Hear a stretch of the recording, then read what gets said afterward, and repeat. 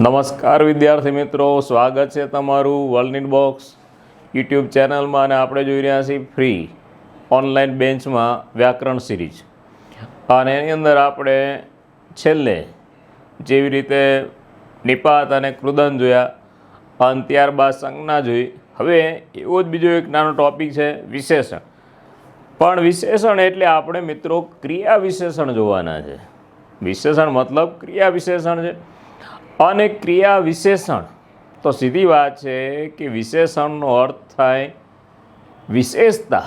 વિશેષતા મતલબ જે માણસની અંદર અથવા વસ્તુઓની અંદર કે કોઈમાં એક અલગ પ્રકારનો ગુણ છે એને વિશેષણ કહેવાય. અથવા એને આપણે અહીં વિશેષણની જગ્યાએ આજે આપણે ક્રિયા વિશેષણ જોવાના છે. એટલે બાકી વિશેષણનો અર્થ થાય નામના અર્થમાં વધારો કરનાર. તો નામના અર્થમાં વધારો કરે એને વિશેષણ કહેવાય. તો સીધી વાત છે મિત્રો કે ક્રિયા વિશેષણ કોને કહેવાય? તો કે અહીં જોઈએ તો કે ક્રિયા વિશેષણ એટલે અહીં આપણે જોઈશું એ પ્રમાણે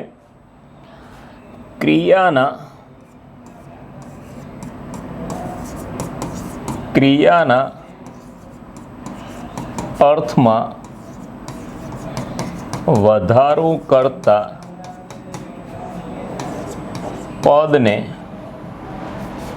ક્રિયા વિશેષણ કહે છે. ક્રિયા વિશેષણ કહે છે. જો ક્રિયાના અર્થમાં વધારો કરતા પદને ક્રિયા વિશેષણ કહે છે. મિત્રો ક્રિયામાં તમને ખબર પડે છે કે કોઈ પણ કાર્ય અને કોઈ પણ કાર્ય આપણે કરીએ છીએ તો એ જે કાર્ય થાય છે એની વિશેષતા હોય. કારણ કે દરેક માણસ છે એ એના ગુણો પ્રમાણે એની અંદરની આવડત પ્રમાણે કામ કરતો હોય. ઘણા બધાની કામ કરવાની રીત ઝડપી હોય છે, ઘણા ધીમા હોય છે, ઘણા ઉત્સાહી હોય છે, ઘણા આળસુ હોય છે, ઘણા નરમ હોય છે. આમ ક્રિયા કરવાની અલગ અલગ રીત હોય અને એ જે રીત છે એ ક્રિયામાં વિશેષતા કરે. હવે વિશેષણ છે તો સીધી વાત છે કે ક્રિયાનું વિશેષણ શું હોઈ શકે?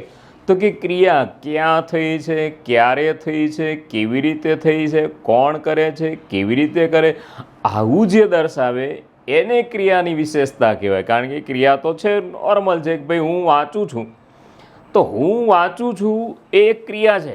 માન લો કાંઈ લખ્યું હોય કે હું વાંચું છું. હવે હું વાંચું છું એક સામાન્ય ક્રિયા છે. કઈ? તો કે વાંચવાની. પણ હું અહીં એમ લખું કે હું સવારે વાંચું છું તો સવારે વાંચું છું એ વાંચવાનો શું બતાવ્યો? સમય. તો આ ક્રિયાના અર્થમાં શું થયો? વધારો. એટલે આપણે આને ક્રિયા વિશેષણ કહીશું. અથવા અહીં લખ્યું હોય કે હું બેઠા બેઠા વાંચું છું તો બેઠા બેઠા એ શું બતાવશે? એની રીત બતાવશે.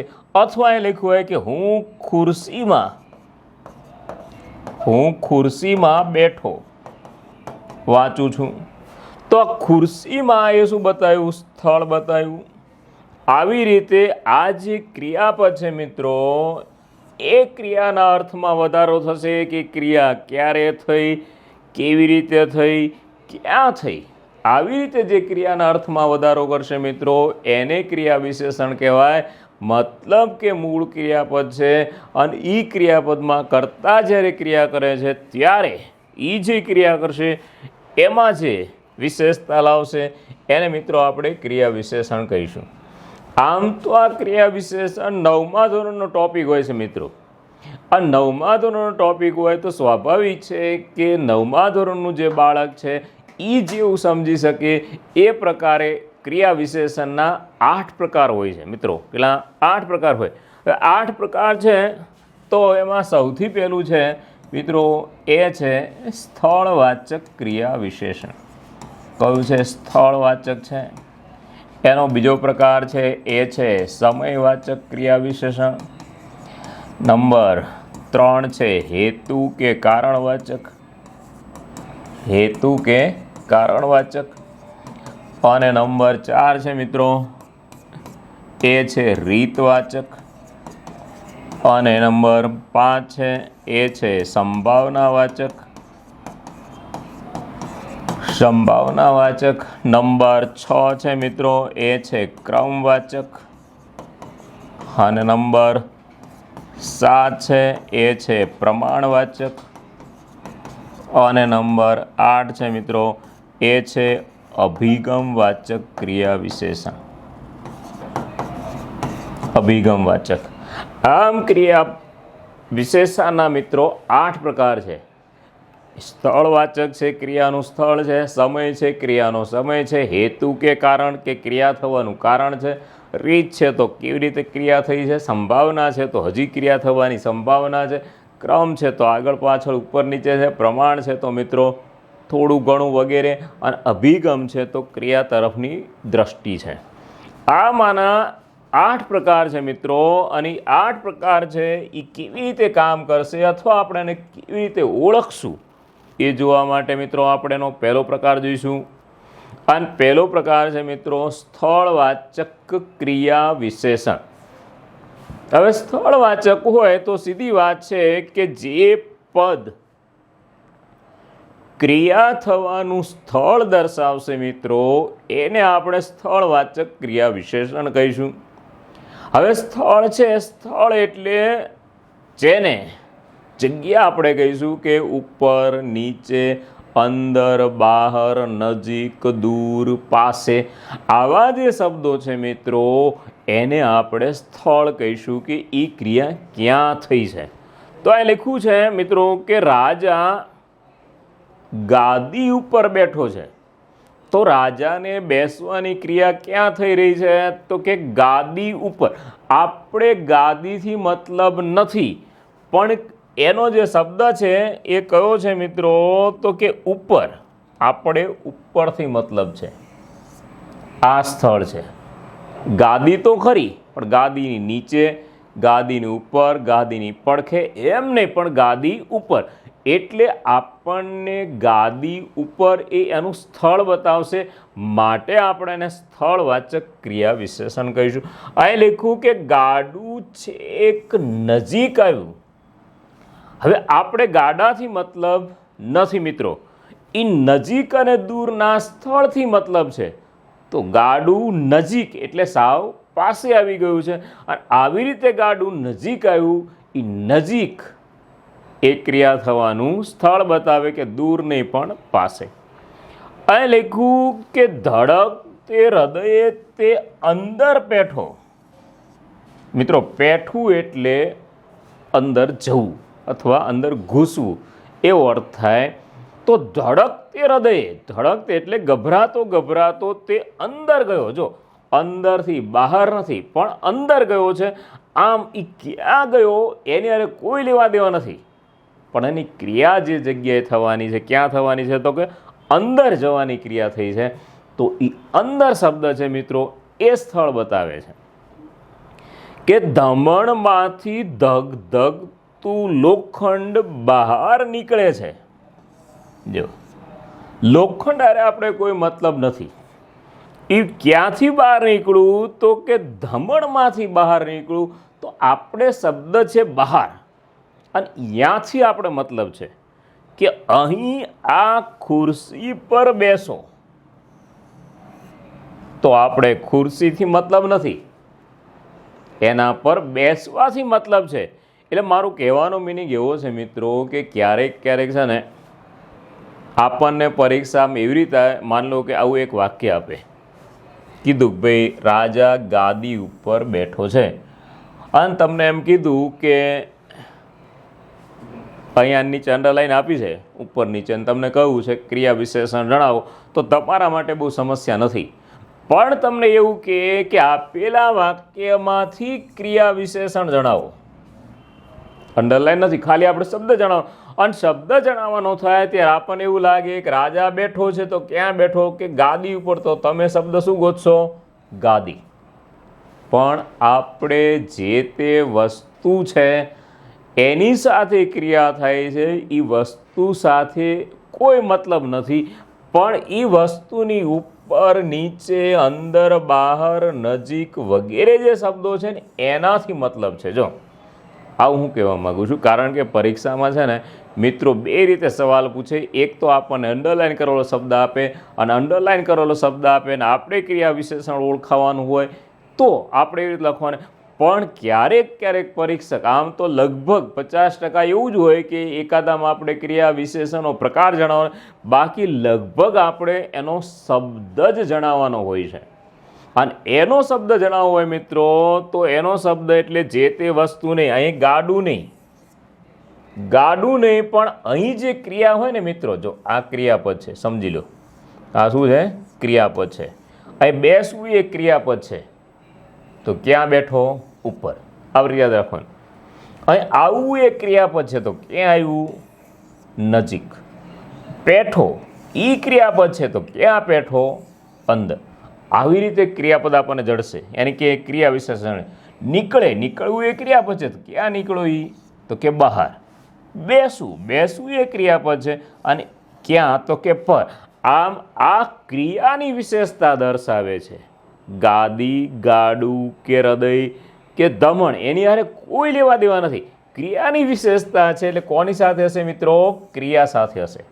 ખ્યાલ આવ્યો કે આપણે કોની વિશેષતા જોવાની છે? ક્રિયાની, કારણ કે આનું નામ છે ક્રિયા વિશેષણ. ઓકે, ખ્યાલ આવ્યો? તો યાદ રાખવાનું, જે તે સ્થળ ખરું, પણ સ્થળથી મતલબ નથી, આપણી ક્રિયા જે થાય છે તે. ઓકે, ચાલો, આ હતું સ્થળવાચક. મિત્રો હવે આપણે જોઈશું બીજો આપણો જે પ્રકાર છે એ છે સમયવાચક ક્રિયા વિશેષણ. સમયવાચક. હવે સમય છે મિત્રો,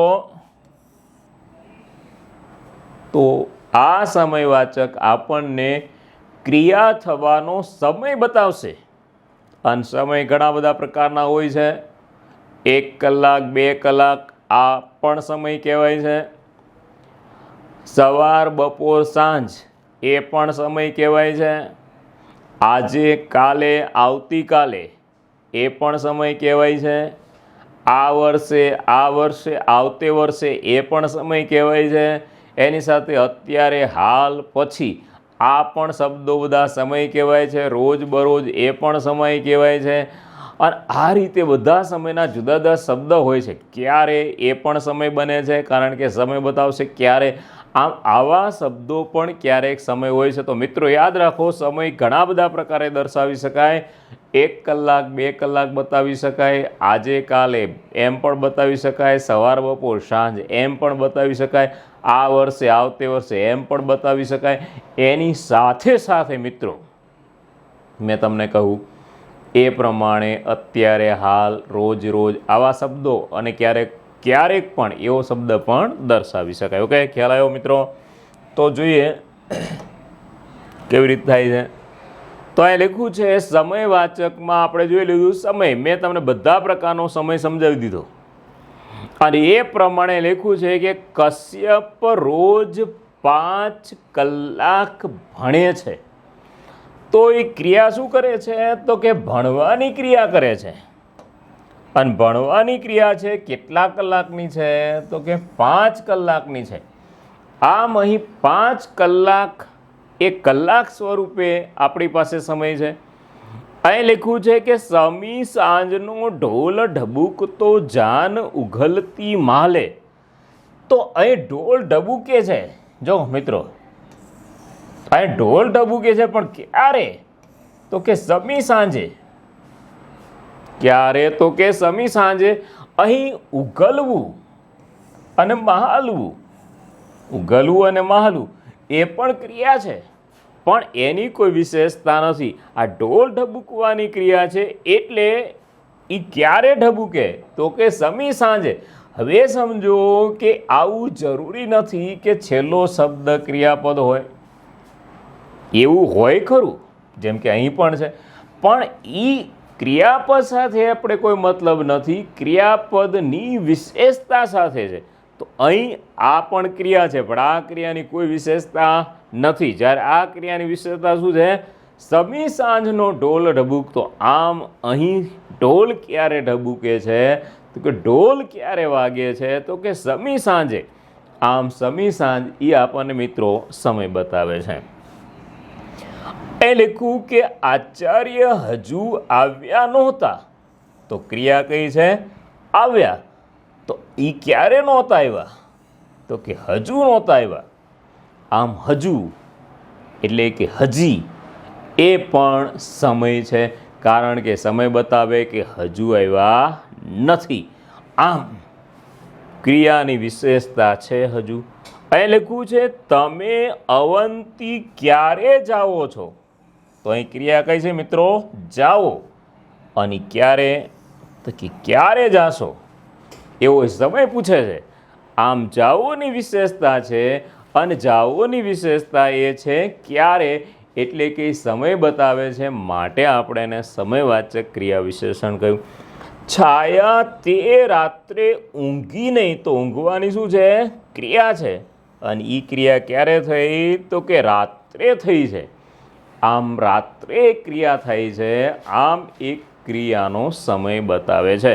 તો મિત્રો આપણે એવું સમજ્યામાં કે અહીં છેલ્લો શબ્દ જ ક્રિયાપદ હોય એવું જરૂરી નથી। ક્યારેક આવી રીતે પહેલો શબ્દ ક્રિયાપદ હોય અને આપણે ક્રિયાપદ અને એની આગળ રહેલો શબ્દ છે, ક્રિયાપદની આગળ રહેલો શબ્દ છે એ એનું વિશેષણ છે ને એ આપણે જણાવવાનું હોય છે। એટલે મિત્રો ખાસ તમારે પરીક્ષામાં એવું યાદ રાખવાનું કે તમને એમ કીધું હોય કે ક્રિયા વિશેષણ જણાવો અથવા ક્રિયા વિશેષણનું ઉદાહરણ જણાવો, તો આપણે સૌથી પહેલાં એ વાક્યમાં શું ગોતવાનું હોય છે મિત્રો? ક્રિયા। કંઈ ખબર ન પડે તો ક્રિયા છે એવી તો ખબર પડે ને। તો એ જે ક્રિયા છે એની આગળનો શબ્દ છે એ શું છે? ક્રિયા વિશેષણ। તો મિત્રો સમય એટલે ખ્યાલ આવી ગયો, 2 કલાક 5 કલાક સમય છે, સાંજ સવાર એ પણ સમય છે, હજુ એટલે કે અત્યારે પછી પણ સમય છે, ક્યારે રાત્રે વગેરે પણ બધા સમય છે। ઓકે, ચાલો મિત્રો આ હતું સમયવાચક ક્રિયા વિશેષણ। હવે આપણે જોઈશું મિત્રો હેતુ કે કારણવાચક। આપણો નેક્સ્ટ છે મિત્રો હેતુ કે કારણવાચક। હવે હેતુ અથવા કારણ છે તો કોઈ પણ ક્રિયા આપણે કરીએ છીએ તો ક્રિયા પાછળ એક હેતુ હોય છે, મતલબ આપણું એક ધ્યેય હોય છે, અને એ ધ્યેય છે એ કારણ વિનાનું નથી હોતું। દુનિયાની કોઈ ક્રિયા કારણ વિનાની હોતી નથી। દરેક ક્રિયાની પાછળ એક કારણ હોય, અને એ કારણ જે છે એનું નામ કારણવાચક ક્રિયા વિશેષણ છે। હવે કારણવાચક હોય ને મિત્રો, તો કારણવાચક માટે આપણે શબ્દો જોવાના હોય સામાન્ય રીતે। એના માટે શબ્દો હોય માટે, શા માટે, કેમ અને વાસ્તે। મિત્રો જો આવા શબ્દો છે, આવા શબ્દો આપણને ક્રિયા થવાનું કારણ પૂછશે કે અહીં શું કારણ છે? શા માટે, માટે, શા માટે, કેમ અને વાસ્તે।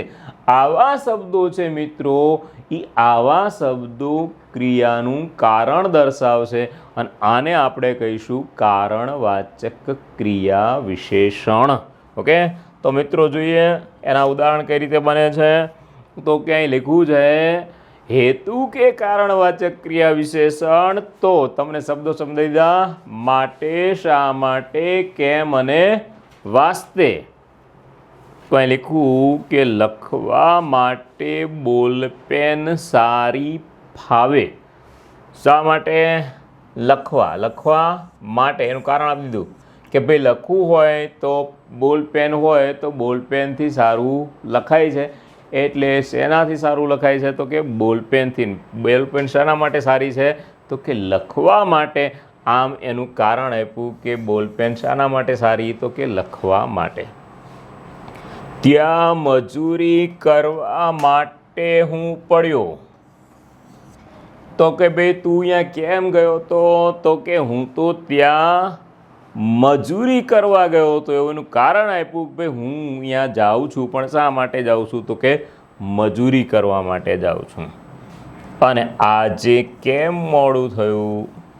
તો એવું આપણે ક્યાંય ગયા હોય અથવા ક્યાંકથી આવ્યા હોય ને મોડું થઈ જાય તો આપણને કારણ પૂછે ઘરે કે ભાઈ આજ કેમ મોડું થયું? તો એ કેમ છે એ કારણ છે, કારણ કે કારણ આપણે જણાવવું પડે છે એટલે એને આપણને શું પૂછ્યું છે? કારણ પૂછ્યું છે. આમ જુઓ તો કેમ એ પ્રશ્ન છે, પણ પ્રશ્નની પાછળ એક કારણ જણાવવા માટેનો પ્રશ્ન છે કે આજે કેમ મોડું થયું એનું તમારે કારણ જણાવવાનું છે.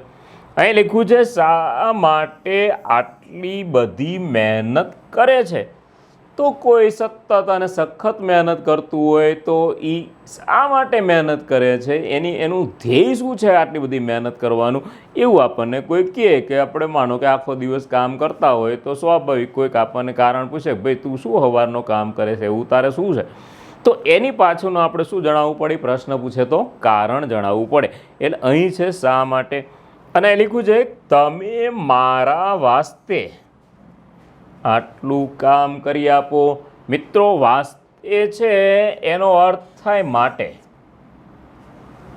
જો વાસ્તે છે એ માટેનો સમાનાર્થી છે, અને એ લખ્યું કે તમે મારા વાસ્તે આટલું કામ કરી આપો. તો કહ્યું કે તમે બીજા કોઈનું કામ કરો કે ન કરો, પણ મારા વાસ્તે તો તમારે કરવું જ પડશે. મતલબ કામ શા માટે કરવાનું છે? કે મારા વાસ્તે, એવું એણે કારણ આપ્યું કે હું તમારો અંગત છું તો તમારે મારું કામ કરવું જોઈએ. ઓકે મિત્રો, તો ક્રિયા પાછળનું જે કારણ છે એ કારણ દર્શાવશે એને હેતુ કે કારણવાચક કહીશું. અને એના માટેના શબ્દ જોયા માટે, શા માટે, કેમ અને વાસ્તે. ઓકે, ચાલો આગળ વધીએ. અને આખા ક્રિયા વિશેષણનો મુખ્ય પ્રકાર મિત્રો એટલે રીતવાચક.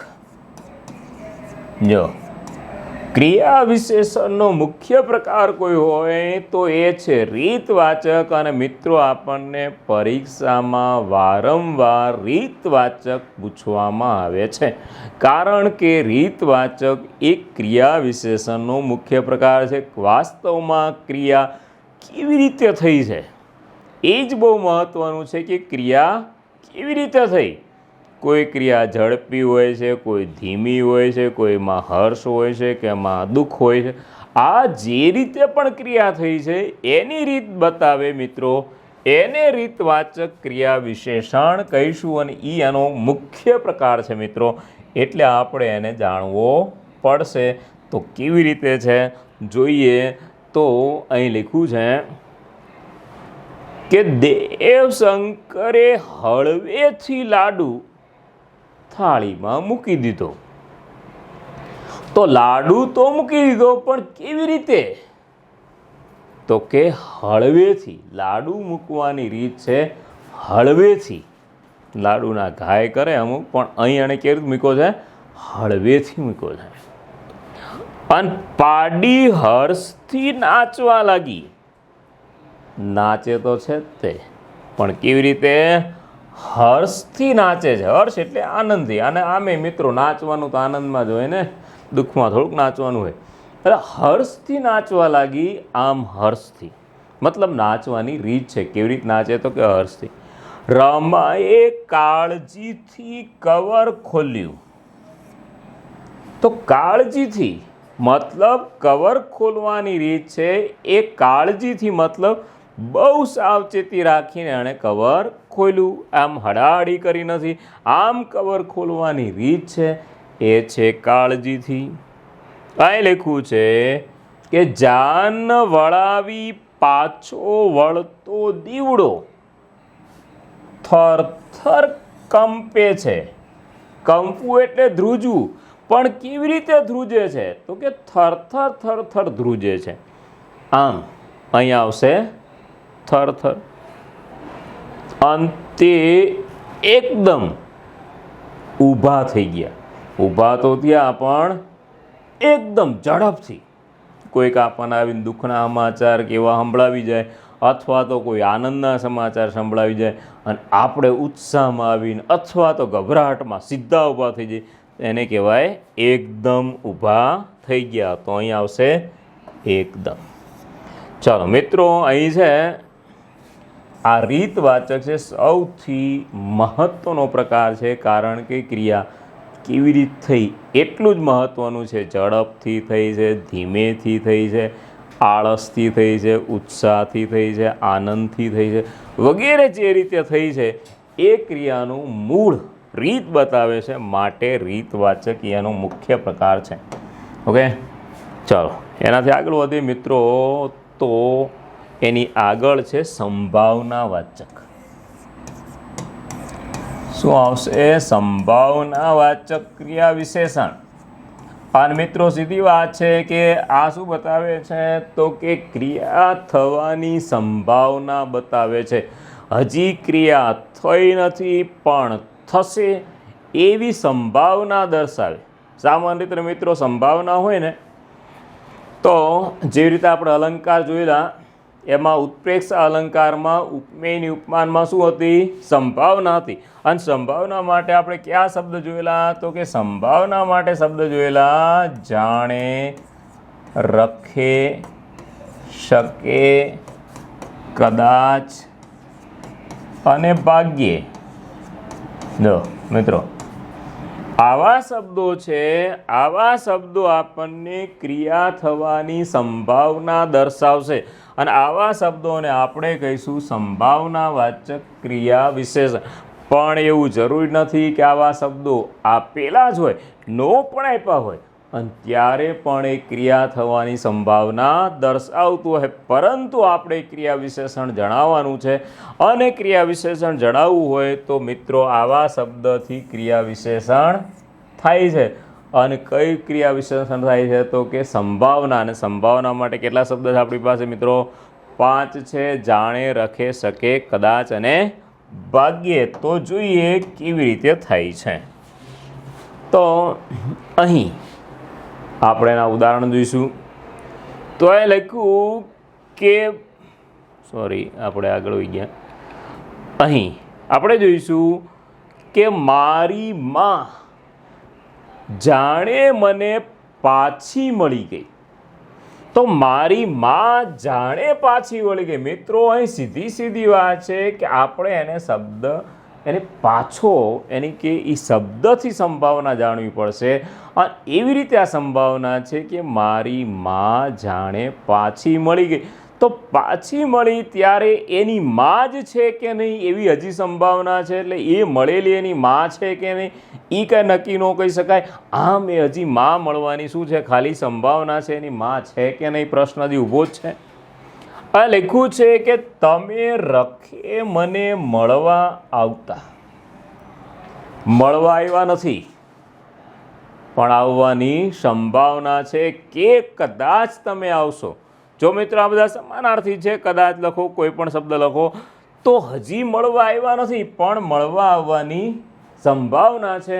અને એવી રાહ જોઈને બેઠા છે કે તમે કદાચ મળવા આવો પણ ખરા. આમ રખે એ ક્રિયા થવાની શું બતાવશે? સંભાવના. તો અહીં રખેથી સંભાવના થઈ છે. એવી રીતે તે કામ વગર ભાગ્યે જ બોલતો. તો ભાગ્યે જ મતલબ કે ઈચ્છા પડે તો બોલે, નો ઈચ્છા પડે તો ન બોલે. આમ ભાગ્યે જ બોલતો એટલે કંઈ નક્કી ન હોય. બોલે ખરો, નોય બોલે, બે રીતની સંભાવના છે. એટલે ભાગ્યે જ બોલતો. અહીં લખ્યું છે કે ચંદ્રહાસને કોઈ વિઘ્ન થઈ શકે. જો વિઘ્ન થયું નથી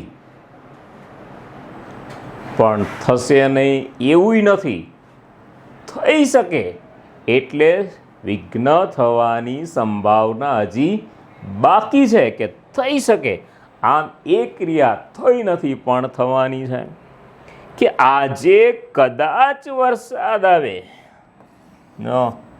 વરસાદ આવ્યો નથી પણ આવવાની સંભાવના છે એ કદાચ આવે. આમ મિત્રો જ્યાં ક્રિયા થઈ નથી પણ થવાની સંભાવના છે એને આપણે સંભાવનાવાચક કહીશું. ને એના શબ્દો તમને સમજાવ્યા. કયા શબ્દો હતા? તો કે જાણે, રખે, શકે. અને બીજો શબ્દ છે કદાચ અને ભાગ્યે. ઓકે, સમજાઈ ગયું? તો મિત્રો આગળ વધીએ અને આગળમાં હવે આપણે જોઈશું મિત્રો સંભાવના પછી ક્રમવાચક ક્રિયા વિશેષણ. કયું આવશે? તો કે ક્રમવાચક.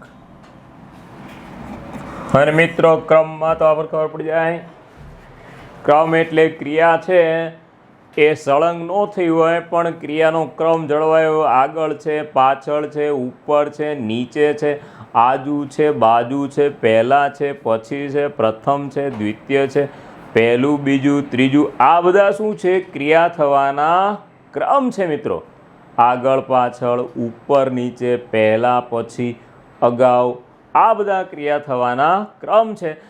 આવો ક્રિયા થવાનો ક્રમ દર્શાવે મિત્રો, એને આપણે ક્રમવાચક ક્રિયા વિશેષણ કહીશું. મતલબ ક્રિયા આગળ, પાછળ, ઉપર, નીચે થયેલી છે. અને કેવી રીતે થઈ છે તો જોઈએ કે ક્રમવાચક એટલે ક્રિયા આગળ, પાછળ, ઉપર, નીચે બીજી ક્રિયાઓ છે, એક પછી એક ક્રિયા છે, એને મિત્રો આપણે ક્રમ કહીશું.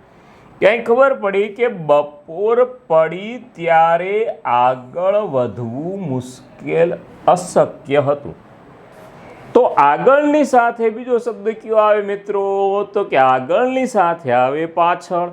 આમ આગળ પાછળ એ ક્રમ છે, એટલા માટે આપણો શબ્દ બનશે આગળ, બાકીની ક્રિયા આપણે સમજી જવાની છે પાછળ. આમ આગળ પાછળ ક્રમ દર્શાવશે મિત્રો, તો એને આપણે ક્રમવાચક ક્રિયા વિશેષણ કહીશું. અહીં લખ્યું કે પહેલા પૈસા આપો પછી માલ મળશે. પહેલા પૈસા આપો અને પછી માલ મળશે. આમ અહીં બે ક્રિયા છે, પહેલા પૈસા લેવાની ક્રિયા છે અને પછી માલ આપવાની ક્રિયા છે. આમ અહીં શબ્દ છે મિત્રો પહેલા અને પછી, એટલે પહેલા અને પછી એવો શું બતાવે છે? ક્રમ દર્શાવે છે. તમે આગળ ચાલો, હું પાછળ આવું છું, તો આગળ અને પાછળ. તમે આગળ ચાલો, હું પાછળ આવું છું, તો આગળ અને પાછળ. મિત્રો અહીં છે ખાલી આગળ જ છે, પણ આગળ છે તેમ છતાં ભલે પાછળ શબ્દ નથી, તેમ છતાં આપણે એને આગળ પાછળના ક્રમમાં ગણી શકશું. જ્યારે અહીં એવું કર્યું છે કે આ ઉદાહરણમાં બે આપેલી ક્રિયા છે, આગળની ક્રિયા છે અને પાછળની ક્રિયા છે, એટલે અહીં આપણને ક્રમ એકદમ સ્પષ્ટ સમજાઈ જાય આગળ પાછળ. પણ અહીં કદાચ આપણને ન સમજાય, કારણ કે એક શબ્દ છે, બીજો શબ્દ આપ્યો નથી. પણ બીજો શબ્દ નથી આપ્યો તેમ છતાં આગળ એ શું બતાવે છે? ક્રમ દર્શાવે છે, માટે આપણે એને પણ ક્રમ કહીશું. અને અહીં લખ્યું કે આ અગાઉ પણ ભૂલ કરી હતી. અગાઉ, અગાઉ એટલે આગળ મિત્રો. અગાઉનો અર્થ શું થશે? આગળ. આ જે છે આગળ, એનો જ અર્થ અગાઉ થાય. એટલે અગાઉ છે એટલે કે પહેલા અને પછી, અથવા આગળ અને પાછળ. આવી રીતે અગાઉ પણ આગળનો સમાનાર્થી બનશે, અને એટલા માટે અગાઉ પણ એક ક્રિયાનો ક્રમ બતાવે છે કે પ્રથમ ભેંસના મૂતરે નાહીને પછી ઊને પાણે નાહવું. અહીં મિત્રો અંડરલાઈન નથી, પણ અહીં કરી નાખીએ તો કે પ્રથમ ભેંસના મૂતરે નાહીને પછી ઊને પાણી નાહવું. તો પ્રથમ અને પછી, અને પછી નો રાખ્યું હોય આપણે મિત્રો, અને ખાલી પ્રથમ રાખ્યું હોય તો પ્રથમ, દ્વિતીય, તૃતીય એવો પણ શું છે? ક્રમ છે. એટલે એને પણ ક્રમવાચક કહી શકાય. પહેલું, બીજું, ત્રીજું એ પણ ક્રમ છે. પ્રથમ, દ્વિતીય, તૃતીય એ પણ ક્રમ છે. અને 1, 2, 3 એમ પણ ક્રમ છે. આ મિત્રો જે ક્રિયા થવાનો ક્રમ બતાવે છે, એટલે કે ક્રિયા આગળ પાછળ, ઉપર નીચે, પ્રથમ, દ્વિતીય એવી રીતે થઈ છે, આવું જે દર્શાવે છે એને મિત્રો ક્રમવાચક ક્રિયા વિશેષણ કહીશું. ઓકે, સમજાઈ ગયું? તો મિત્રો આગળ વધીએ અને આગળ જઈએ તો હવે આપણે જોવાનું છે મિત્રો પ્રમાણવાચક ક્રિયા વિશેષણ. શું જોઈશું? તો કે પ્રમાણવાચક.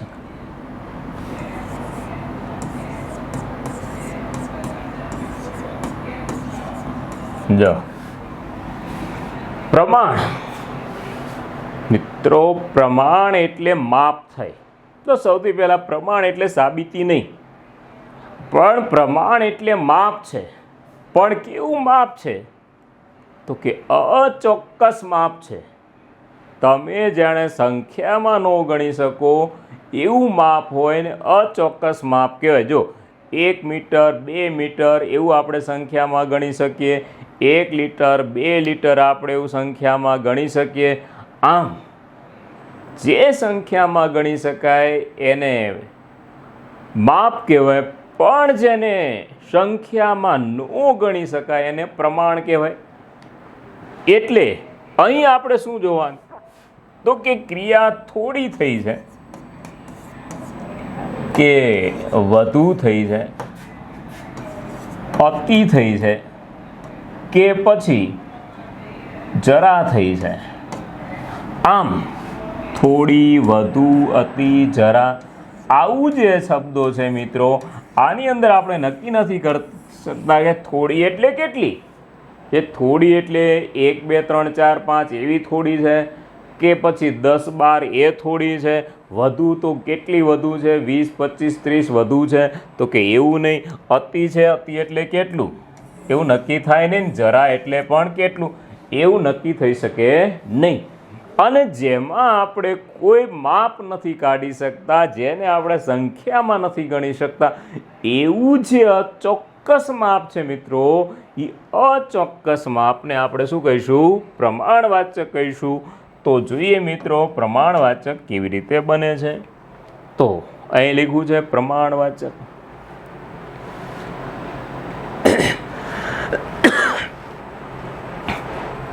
અહીં લખ્યું છે કે વીણાને ટીવી જોવામાં અનહદ આનંદ આવે છે. કેવો? અનહદ. અનહદ એટલે કેટલો? તો કે એને આપણે સંખ્યામાં માપી ન શકીએ. અનહદ કોને કહેવાય? 1 મણ 2 મણને અનહદ કહેવાય, 1 કિલો 2 કિલોને અનહદ કહેવાય, 1 મીટર 2 મીટરને અનહદ કહેવાય. તો કે ના, જેની કોઈ હદ જ નથી એ અનહદ છે. મતલબ આપણે એને માપી નથી શકતા, આપણે એને કાઉન્ટ નથી કરી શકતા, એની ગણી ન શકતા. એવો જે આનંદ થયો છે એ અનહદ છે. આમ અનહદ છે એ શબ્દ આવશે પ્રમાણમાં. મેં કહ્યું ને કે આપણે શું કરવાનું છે? અચોક્કસ માપ. કયા મહિને ભોજન ખર્ચનું બિલ ઘણું વધારે? હવે ઘણું વધારે એટલે કેટલું વધારે એવું નથી, કારણ કે એ નક્કી નથી થતું ઘણું વધારે એટલે કેટલું વધારે. તો ઘણાને 2 કિલો વધારે લાગતું હોય, ઘણાને 5 મણે ઓછું લાગતું હોય. એટલે કોને કેટલું કયું વધારે લાગે એવું આપણે નક્કી કરી શકીએ નહીં. અને એવું ન નક્કી કરી શકાય એને આપણે સંખ્યામાં માપી શકશું નહીં. એટલે ઘણું વધારે. મમ્મીને કાજુ બહુ ભાવે. હવે મમ્મીને કાજુ બહુ ભાવે તો ભાવે તો કેટલા ભાવે? 1 ડબ્બો ભરીને ભાવે, 1 કોથળો ભરીને ભાવે, 1 મુઠ્ઠી ભરી? એ નક્કી ન થાય એને કેટલા ભાવતા હોય. ઘણાને 5 ખાય તોય આનંદ આવી જતો, અને ઘણા 5 કિલો ખાય તોય આનંદ ન આવે. એટલે એ નક્કી ન થાય કે બહુ એટલે કેટલું એવું આપણે નક્કી કરી શકતા નથી. સત્યવ્રત વધારે કઠિન છે. વધારે એટલે કેટલું કેટલું કઠિન છે? શું માણસ મરી જાય એટલું કઠિન છે? કે પછી માણસની શક્તિ બહારનું છે? કે માણસ એને કરી શકે એવું એ કઠિન છે? એવું નક્કી થાય નહીં. આમ જ્યાં અચોક્કસ બાબત છે એ પ્રમાણ છે કે એ ભય તેને ખૂબ મૂંઝવતો. હવે ખૂબ એટલે કેટલો મૂંઝવતો? શું એ અહીંયાથી ઘર છોડીને ભાગી જાય એટલો મૂંઝવતો? કે પછી એટલો બધો ડરી જાય કે એને મોત પણ વાલું કરો? તો કે ના, એવું કાંઈ નક્કી થતું નથી. ખૂબ એટલે ઘણા તો થોડામાં પણ ડરી જતા હોય, ને ઘણા થોડા ઘણામાં પણ નથી ડરતા હોતા. એટલા માટે કોના માટે ખૂબ કેટલું છે, કોના માટે ખૂબ થોડું છે એ નક્કી થાય નહીં. અને એ અચોક્કસ બાબત છે, અને અચોક્કસ છે માટે એને પ્રમાણ કહીશું. અને પ્રમાણ એ અચોક્કસ માપ છે. ઓકે મિત્રો, તો અન છે, થોડું છે, બહુ છે, વધારે છે, ખૂબ છે, આવા જે શબ્દો છે મિત્રો એને આપણે પ્રમાણ કહીશું. ચાલો મિત્રો, હવે આપણે આનો છેલ્લો પ્રકાર જોઈશું અને એ છે અભિગમવાચક ક્રિયા વિશેષણ. પ્રકાર શું છે? તો કે અભિગમવાચક. જો આ અભિગમ શું છે? તો કે દરેક માણસ હોય ને એ માણસની ક્રિયા તરફની, દરેકની ક્રિયા કરવાની દ્રષ્ટિ, દરેકના ક્રિયા કરવાના વિચારો જુદા જુદા હોય છે. અમુક ક્રિયાઓ એવી છે જે આપણને ખૂબ ગમતી હોય છે અને એવી ક્રિયા આપણે ઉત્સાહપૂર્વક કરતા હોઈએ છીએ. એમાં આપણે નક્કી કરી નાખ્યું હોય છે કે મારે આમ કરવું છે. અને અમુક અમુક ક્રિયા એવી છે મિત્રો જે ક્રિયા આપણે કરવી નથી પણ આપણી ફરજમાં આવતી હોય છે. એ આપણી ફરજના ભાગમાં આવતી હોય છે. આમ ફરજના ભાગરૂપે આવતી ક્રિયાઓ છે મિત્રો, એ ફરજના ભાગરૂપે આવતી ક્રિયા છે.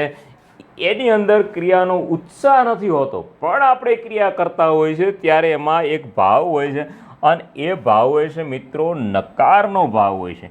આમ અભિગમ બે પ્રકારના હોય.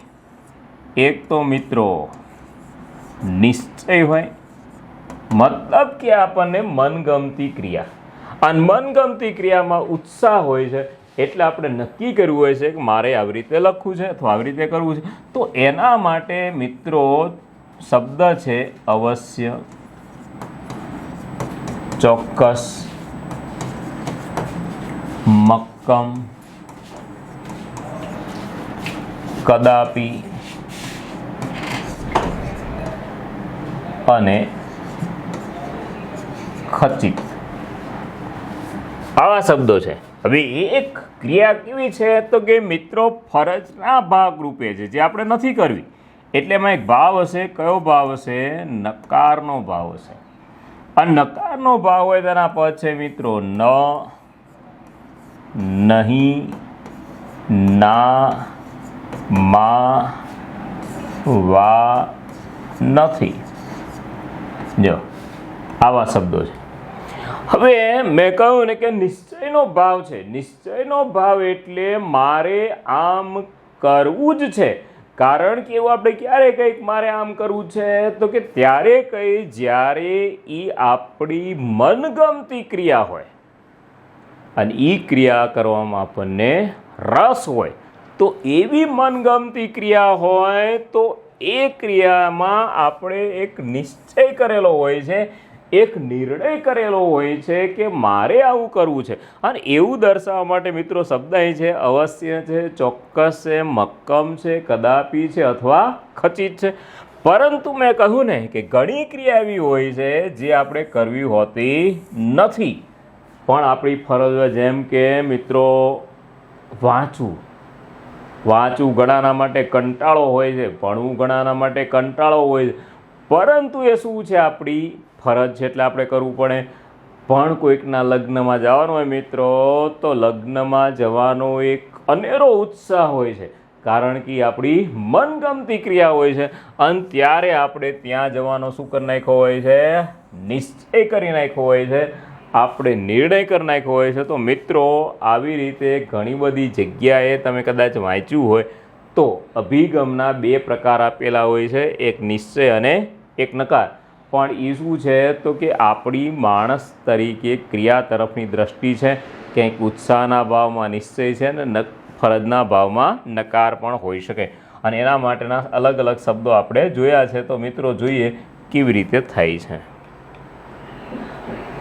જો નિશ્ચય અથવા નકાર છે જે શું છે? માણસનો અભિગમ છે કે મારાથી જૂઠું કદાપી નહીં બોલાય. તો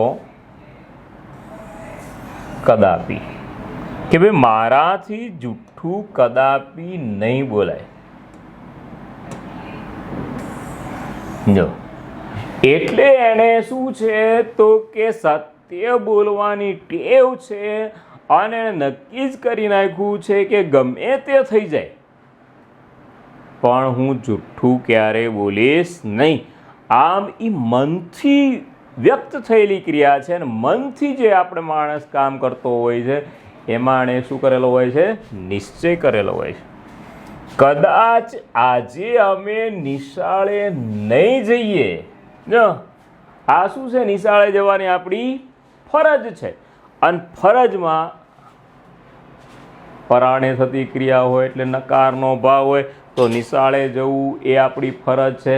એ આપણને મનગમતી ક્રિયા કદાચ ન પણ હોઈ શકે એટલે કહ્યું કે કદાચ આજે અમે નિશાળે નહીં જઈએ.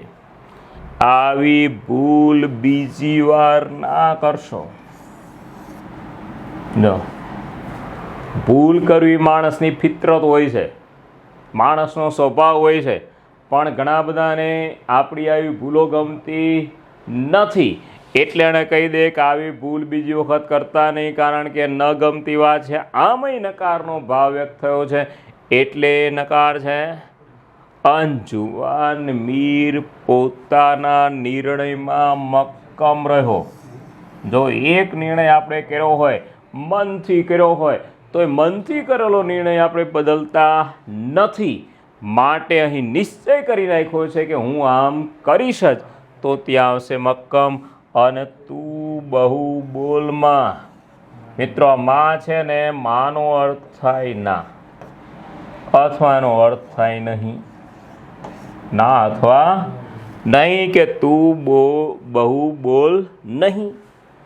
આ માં છે મિત્રો એ નકારનો ભાવ છે કારણ કે આપણને નો ગમતી ક્રિયા છે. કોઈક બોલતું હોય આપણને નો ગમે તો આપણે એને શું કહી દે કે તું ભાઈ બહુ બોલમાં.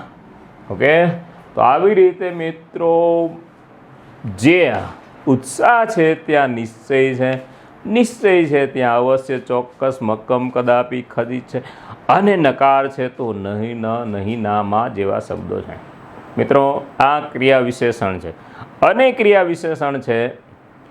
એ ક્રિયા વિશેષણ શું છે? તો કે ક્રિયા વિશેષણ એ છે કે ક્રિયાના અર્થમાં વધારો કરે છે, જેના આપણે મિત્રો 8 પ્રકાર જોયા હતા.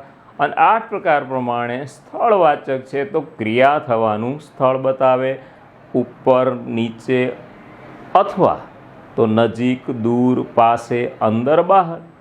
સમય છે જે ક્રિયા થવાનો સમય બતાવશે, સવાર, બપોર, સાંજ, આજે, કાલે, આવતીકાલે, આ વર્ષે, આ અત્યારે, હાલ, પછી વગેરે. ત્યારબાદ આપણે જોયું મિત્રો હેતુ કે કારણવાચક, જે ક્રિયા પાછળનું કારણ દર્શાવે છે, જેના માટે શબ્દતા માટે, શા માટે, કેમ અને વાસ્તે. ત્યારબાદ રીતવાચક, જે ક્રિયા વિશેષણનો મુખ્ય પ્રકાર છે, ક્રિયા કેવી રીતે થઈ છે, ઝડપી થઈ છે, ધીમે થઈ છે વગેરે બતાવશે, ક્રિયા વિશેષણ છે. અને ત્યારબાદ સંભાવના છે. સંભાવના માટે મિત્રો આપણે શબ્દતા જાણે, રખે, શકે, કદાચ અને ભાગ્ય આવા શબ્દો એ સંભાવના બતાવે છે. ત્યારબાદ છે ક્રમ, આગળ પાછળ, ઉપર નીચે, પ્રથમ, દ્વિતીય, તૃતીય, આ એનો ક્રમ બતાવશે તો એ ક્રમવાચક છે. પ્રમાણ છે જે અચોક્કસ માપ છે, થોડું છે, ઘણું છે, વધારે છે વગેરે શબ્દો અચોક્કસ માપ બતાવશે તો એને પ્રમાણવાચક કહીશું. મિત્રો અભિગમ 2 પ્રકારના આપણે જોયા. ક્યાંક નિશ્ચયનો ભાવ છે તો અવશ્ય ચોક્કસ મક્કમ છે, અને ક્યાંક નકારનો ભાવ છે તો ન, નહીં ને નામાં છે. ઓકે મિત્રો, તો તમને આજના ટોપિકમાં ઘણી બધી મજા આવી હશે, સાથે તમને સારી રીતે સમજાઈ ગયું હશે. અને પરીક્ષામાં પૂછાય તો મિત્રો આપણી આ સ્પર્ધાત્મક પરીક્ષા હોય છે તો આપણને ઝડપથી કેવી રીતે એનો જવાબ આવડે દરેક બાબત આપણે સમજાવી. અને આવા જ નવા ટોપિક સાથે ફરીથી મળશું. જય હિન્દ, જય ભારત.